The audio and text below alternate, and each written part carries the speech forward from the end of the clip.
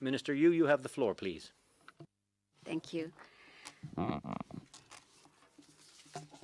Good afternoon, ladies and gentlemen, and thank you for taking the time to be here. It's an honor to participate as a candidate in this selection process. The WTO is at a crossroads, facing a trust deficit. My vision for the WTO is to rebuild trust in the multilateral trading system by making it more relevant, resilient, and responsive. 3 R's. First, relevant.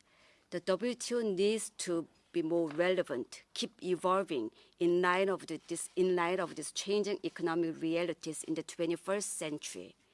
2 key priorities are first, revitalizing the negotiating function, and also second, restore the dispute settlement system. Second, resilient. A fundamental objective of the WTO should be to promote sustainability and inclusiveness, especially with an emphasis on development, to remain resilient as a champion of open trade for the next 25 years and beyond. Third, responsive. The WTO needs to be more responsive to global challenges and contingencies for the benefit of all its members. I will bring the experience and expertise that I have built up in my 25-year career in trade to act as an effective, trusted, and informed facilitator to rebuild trust in the WTO and the multilateral trading system. Thank you. Thank you very much. We'll start with questions from the floor. Yes, please. Bryce.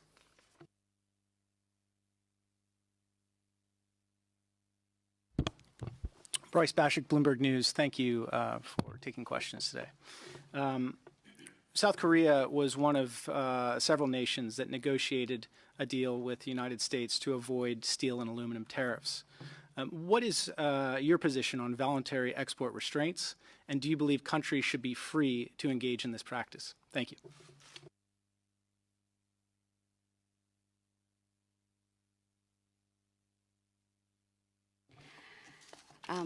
Thank you for the question. The VEI issue that you just asked, well, I would say that the VEI, according to the WTO agreements, is not allowed anymore. It's prohibited under the WTO agreement. But as far as I know, that the U.S. has taken this issue invoking national security clause section 232.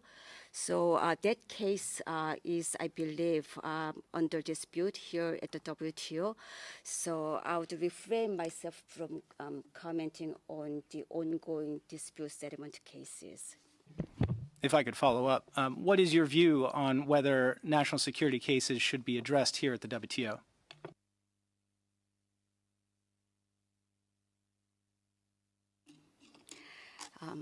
Still, because it is the ongoing cases at the WTO, I would just say that our members seem to have different views on that. Some members would think that national security, the Section 232 cases, and also national security exception under the WTO should not be dealt at the WTO because it's the members' right to invoke it.